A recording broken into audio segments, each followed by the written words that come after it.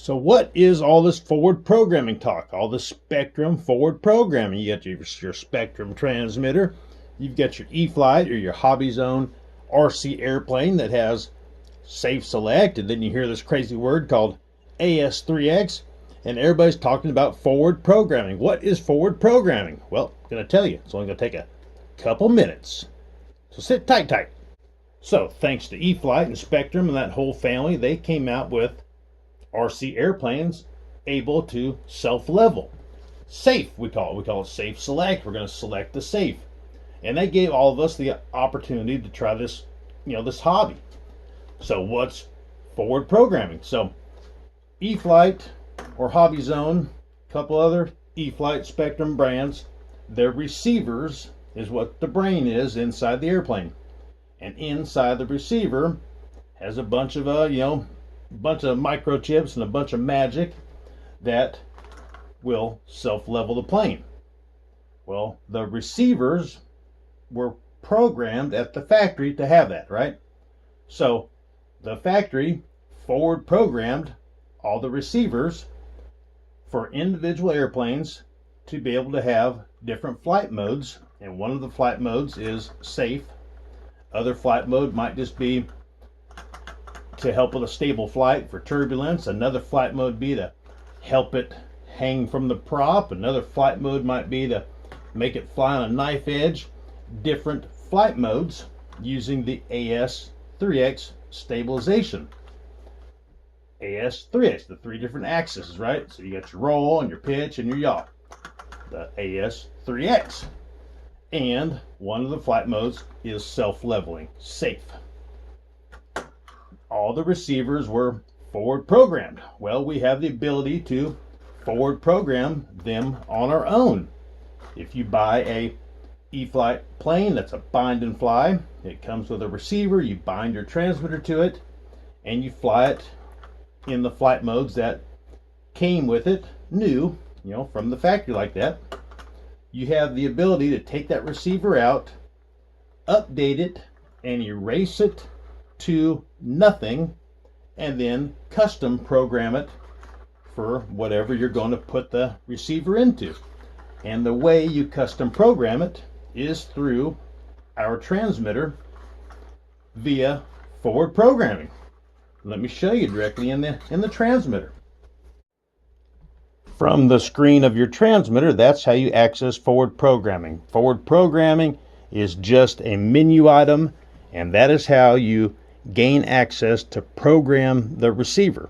The receivers are programmed individually for the plane. You can't take a receiver out of this jet and put it into a timber. The control surfaces could be backwards. The gains, which is the sensitivity for the AS3X, and the self-leveling that control the control surfaces, the gains could be different. One might have a servo or two servos for the elevator. The other one might have one servo for the elevator. So you can't take a receiver out of one plane and put it in the other. They have to be programmed individually. And the way you do that would be, let's say you bought an Aero Scout and you've flown the wheels off of it, and now you want to put that receiver into something you bought from a swap meet that doesn't have a receiver in it. So you would access forward programming from your transmitter. You're bound up to the airplane. In the function list, you would find forward programming. If you are bound to a receiver that is not forward programming capable, you won't see forward programming. Or it's possible that you do have a receiver that is capable of forward programming and you don't see forward programming. Possible your transmitter needs a software update. Possible the receiver could need an update, and that the receiver gets updated through the Spektrum USB program cable. Your transmitters get updated either through Wi-Fi directly on the NX series and up transmitters, or on the DX transmitters you would use the SD memory card, and you would save the update to the memory card from your home computer or a tablet, and then you would update your transmitter that way. So let's assume everything's updated. You can see forward programming. You're bound to your Aeroscout, but now you're going to take the receiver out of the Aeroscout and put it into something else. Well, you need to delete everything in the memory of the receiver so that you can custom program it for your new whatever you got from the swap meet. And you're going to program it through the screen of your transmitter through forward programming. And you would do a factory reset. Now, to throw you for another curveball, you see how it says save to backup.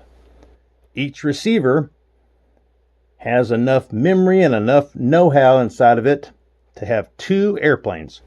So if you don't want to delete your Aeroscout, but you still want to put the receiver into something else, you would save to backup. So now you're parking all the programming that is inside the receiver for that Aeroscout, you're parking it into backup.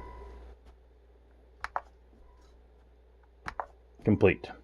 So now you would take the receiver out of the Aeroscout, you would put the receiver into your whatever you got from the swap meet, you would set up all the control surfaces, you would set up all the servos, you would set up everything where you could fly your swap meet airplane with no help from a gyro at all. So all your control surfaces go the right direction. Your throttle is set up. Everything is set up to where you could fly it with no gyro at all. Okay, that has to be done first. Then you need to mount the receiver to the plane perfectly solid. The receiver needs to be mounted to your plane so solid that when your plane feels the tiniest little bump, the receiver feels it. The receiver is the brain. This is what's going to level your plane in the safe leveling flight mode. If a gust of wind blows the wing a little bit, the receiver needs to feel it. So this thing needs to be hot glued in your airplane or double-sided sticky tape, not sitting on a pillow of Velcro to where it can be bobbing around. It needs to be solid. And it needs to be mounted straight with the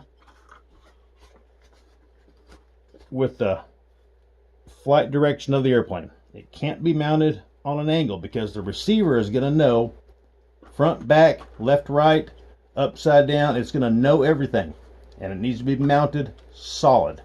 If you mount it crooked like that, the plane's going to fly crooked and think it's flying straight.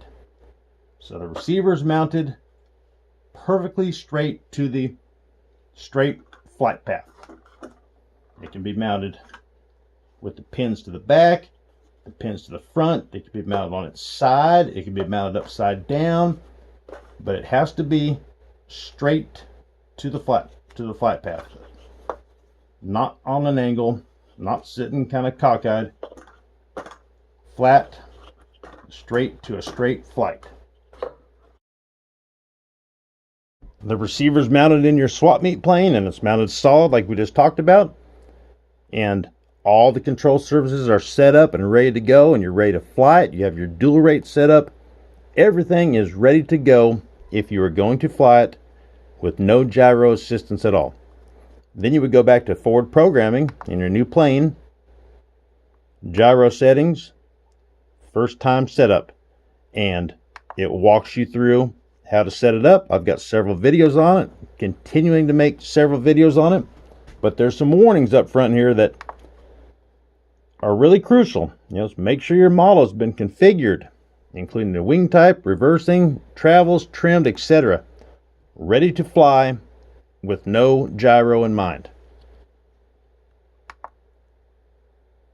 And that the servo travel is set to 100%. Let me explain. All right, let's see if I can explain this to you. So, in your transmitter, you have the ability to use 150% of the servo travel. But you want to set your plane up at 100% of the servo travel. That way there's some extra left over for the gyro to tell the servo to move to help you. So let's say this is 100% and the gyro says, hey, elevator, I need you to move up a little bit. Well, then it has some wiggle room. You can also buy receivers just by themselves, and it would need to be programmed for the plane you're going to put it in, and the way you would program it is through forward programming. On your receiver, this one doesn't have a receiver in it, but it's a case. You can see on the far left right there, it says bind, program, and SRXL2. Program stands for where you plug in the Spektrum USB program cable. And that's how you would unlock a receiver that came in your AeroScout if it hasn't been previously unlocked. In our AeroScout scenario, when you went to forward programming, if you weren't able to save to backup or factory erase, if that option wasn't there, that means the receiver hasn't been unlocked, and you would use the Spektrum USB program cable, your home computer or a tablet or what have you, and you would update the receiver to the latest software, and by doing that, that unlocks the receiver to where now you can custom program it all you want through forward programming. You know, there's a million menu choices inside the forward programming when they're unlocked. If you bought your AeroScout brand new and you're wanting to do what we're talking about, most likely you're going to need to update it, and the update process unlocks it. I've got tons of videos on using this cable on many different receivers, and this whole situation of using this cable and the Spektrum PC programmer hasn't changed in 10 years. So that's all still the same. Well, that's what forward programming is. I hope it helps. I hope you guys get to do some forward programming, and many more videos to come on the AS3X Plus forward programming and the original version, just the AS3X. And don't forget to like, share, subscribe, comment. Make sure you're still subscribed. At 20,000, I'm going to give away 3 jets. We can do it sooner than later. We've given away several so far since the channel was born. This is my UMX timber I got at the swap meet this past November. 40 bucks. Not bad for 40 bucks, huh? Alright guys, thank you. Until next time, you'll see me here.